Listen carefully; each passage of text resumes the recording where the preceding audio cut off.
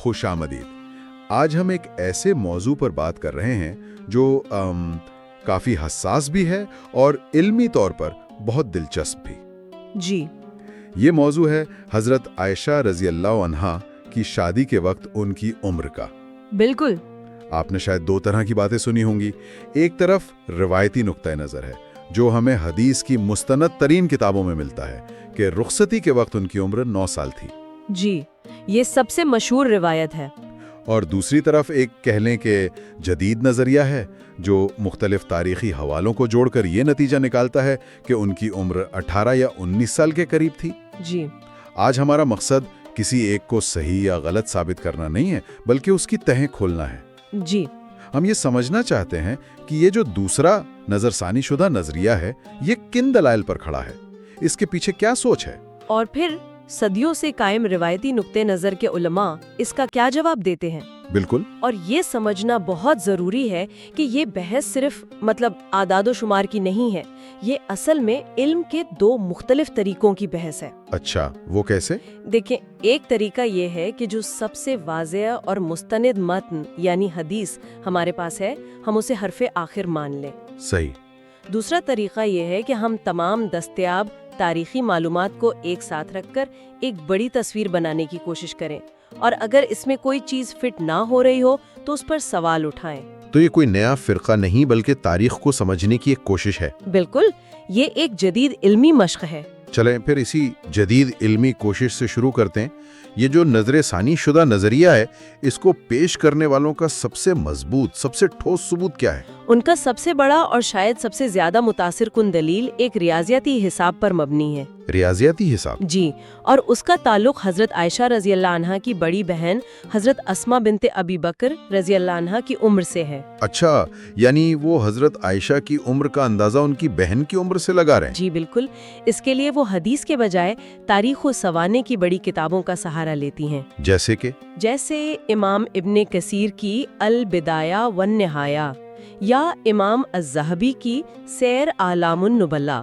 یہ اسلامی تاریخ کے بہت بڑے نام ہیں۔ صحیح۔ ان کتابوں میں درج ہے کہ حضرت اسماء کا انتقال 73 ہجری میں ہوا اور اس وقت ان کی عمر 100 سال تھی۔ ٹھہریے، 73 ہجری میں 100 سال کی عمر، یہ تو بہت واضح معلومات ہیں۔ جی، حساب بہت سیدھا ہے۔ اگر وہ 73 ہجری میں 100 سال کی تھیں تو اس کا مطلب ہے کہ ہجرت کے وقت یعنی اسلامی کیلنڈر کے پہلے سال ان کی عمر 27 سال رہی ہوگی۔ بالکل، 100 میں سے 73 نکال دیں تو 27 بچتے ہیں۔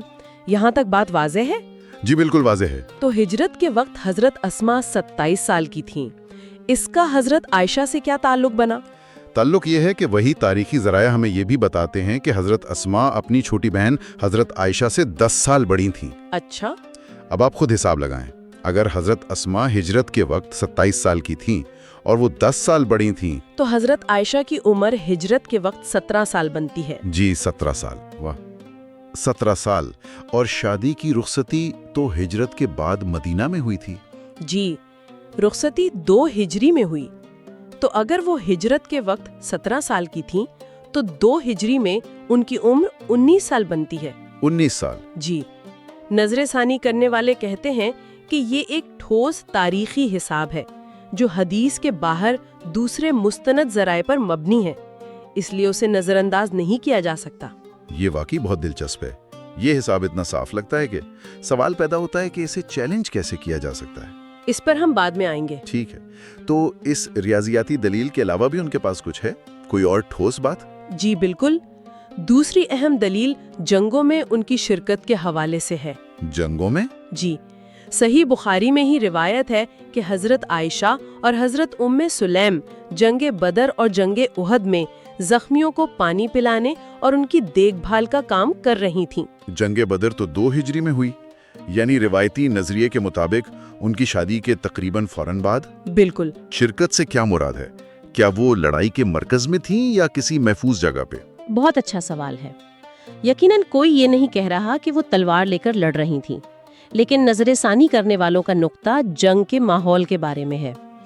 جنگ احد خاص طور پر ایک انتہائی افراتفری اور خطرناک جنگ تھی۔ ان کا کہنا ہے کہ ایسے خوفناک ماحول میں جہاں بڑے بڑے صحابہ کے قدم اکھڑ رہے تھے، ایک 9 سال کی بچی کو زخمیوں کی دیکھ بھال جیسی ذمہ داری دینا غیر منطقی لگتا ہے۔ جی، یہ کام کسی نوجوان، سمجھدار اور جسمانی طور پر مضبوط خاتون کے لیے زیادہ موزوں ہے۔ صحیح۔ وہ اس دلیل کو مزید تقویت دینے کے لیے ایک اور روایت کا حوالہ دیتے ہیں کہ 15 سال سے کم عمر لڑکوں کو جنگ میں لڑنے کی اجازت نہیں تھی۔ اچھا۔ وہ کہتے ہیں کہ اگرچہ یہ اصول براہ راست خواتین پر لاگو نہیں ہوتا، لیکن یہ اس معاشرے میں ذمہ داری سنبھالنے کی ایک عمومی عمر کی طرف اشارہ کرتا ہے۔ یعنی دلیل صرف موجودگی کی نہیں بلکہ اس دور کے حالات اور ذمہ داری کی نوعیت کی ہے۔ ٹھیک ہے، اس کے علاوہ کچھ اور؟ جی، ایک اور بہت دلچسپ دلیل ان کی اپنی یادداشت سے متعلق ہے۔ ان کی اپنی یادداشت؟ جی، یہ بھی صحیح بخاری میں ہے۔ حضرت عائشہ خود فرماتی ہیں کہ جب مکہ میں محمد صلی اللہ علیہ وسلم پر سورۃ القمر نازل ہوئی تو میں ایک جاریہ تھی جو کھیل کود رہی تھی۔ جاریہ؟ جی یعنی ایک نوجوان کھیلتی ہوئی لڑکی۔ جی، اور اس میں خاص بات اس کا وقت ہے۔ وہ کیا ہے؟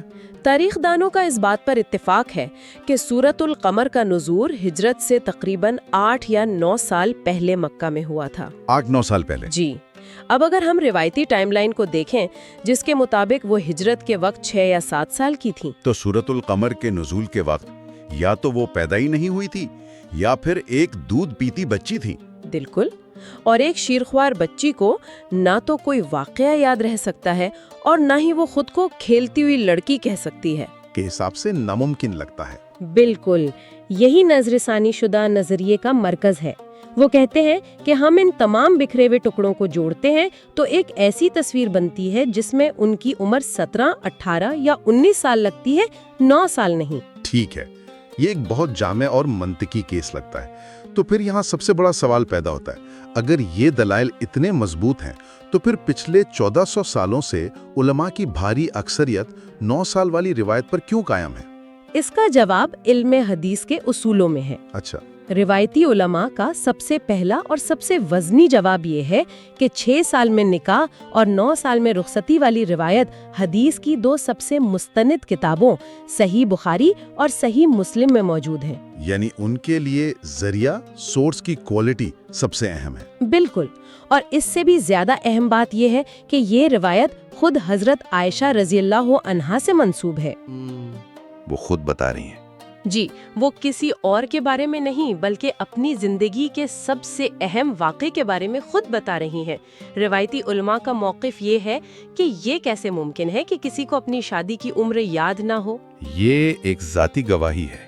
جی، اور علم کے اصولوں میں ذاتی گواہی کو بالواسطہ حسابات اور اندازوں پر ہمیشہ فوقیت دی جاتی ہے۔ اسے کسی مثال سے سمجھائیں۔ یوں سمجھیں کہ آپ کے پاس اپنا اصلی حکومت سے تصدیق شدہ برتھ سرٹیفکیٹ ہے اور دوسری طرف آپ کے کچھ رشتہ داروں کی پرانی ڈائریاں ہیں جن سے اندازہ ہوتا ہے کہ شاید آپ کی پیدائش 2 سال بعد ہوئی تھی۔ آپ کس پر یقین کریں گے؟ ظاہر ہے برتھ سرٹیفکیٹ پر۔ روایتی علماء کے لیے صحیح بخاری میں حضرت عائشہ کا اپنا بیان اس برتھ سرٹیفکیٹ کی طرح ہے، اور باقی تمام دلائل ان پرانی ڈائریوں کی طرح۔ جی، جن سے صرف اندازہ لگایا جا رہا ہے۔ یہ بہت اچھی مثال ہے۔ تو ان کی نظر میں براہ راست ثبوت بالواسطہ ثبوت سے کہیں زیادہ مضبوط ہے، لیکن پھر وہ حضرت اسما کی عمر والے حساب کا کیا جواب دیتے ہیں؟ جی، علماء نے اس پر بھی تفصیلی بحث کی ہے۔ کیا کہتے ہیں وہ؟ ان کا کہنا ہے کہ قدیم عرب سوانح عمریوں میں اعداد و شمار ہمیشہ بالکل ٹھیک نہیں ہوتے تھے۔ کسی کے بارے میں یہ کہنا کہ وہ 100 سال جیا یا یہ اکثر ایک راؤنڈڈ فگر ہوتا تھا، یعنی ایک اندازہ۔ جی، یا اس بات کا اشارہ کہ اس نے بہت لمبی عمر پائی۔ آج کی طرح تاریخ پیدائش کا قطعی ریکارڈ رکھنے کا رواج نہیں تھا۔ ہو سکتا ہے ان کی عمر 98 سال ہو اور اسے 100 کہہ دیا گیا ہو۔ اور بہنوں کی عمر کے فرق کے بارے میں؟ اسی طرح 10 سال کا فرق بھی ایک اندازہ ہو سکتا ہے وہ 12 سال بڑی ہوں۔ تو گویا وہ کہہ رہے ہیں کہ جن بنیادوں پر یہ ریاضیاتی عمارت کھڑی کی گئی ہے وہ بنیادیں خود یقینی نہیں بلکہ تخمینی ہیں۔ بالکل، یہی نقطہ ہے۔ آپ ایک شاید کی بنیاد پر ایک یقینی بات کو نہیں چھوڑ سکتے۔ صحیح۔ اور وہ اس کو مزید مضبوط کرنے کے لیے ایک اور حدیث پیش کرتی ہیں جس میں حضرت عائشہ فرماتی ہیں کہ جب نبی اکرم صلی اللہ علیہ وسلم کا وصال ہوا تو وہ 18 سال کی تھیں۔ اچھا، یہ حساب بھی 9 سال والی بات سے بالکل میل کھاتا ہے۔ رخصتی 2 ہجری میں ہوئی اور وصال 11 ہجری میں، یعنی ٹھیک 9 سال بعد۔ تو 9 × 9 18، یہ حساب بالکل فٹ بیٹھتا ہے۔ جی ٹھیک ہے، اور جنگ میں شرکت والی دلیل کا کیا جواب ہے؟ اس کا جواب کافی سیدھا ہے۔ وہ کہتے ہیں کہ 15 سال کی عمر کی شرط لڑنے والے مردوں کے لیے تھی، نہ کہ ان خواتین اور نوجوانوں کے لیے جو معاون کاموں میں حصہ لیتے تھے۔ اچھا، اسلامی تاریخ میں ایسی بہت سی مثالیں ہیں کہ خواتین جنگی مہمات پر ساتھ جاتی تھیں تاکہ زخمیوں کی مرہم پٹی کریں، کھانا پکائیں اور پانی پلائیں، تو ان کی موجودگی ان کی کم عمری سے متصادم نہیں ہے۔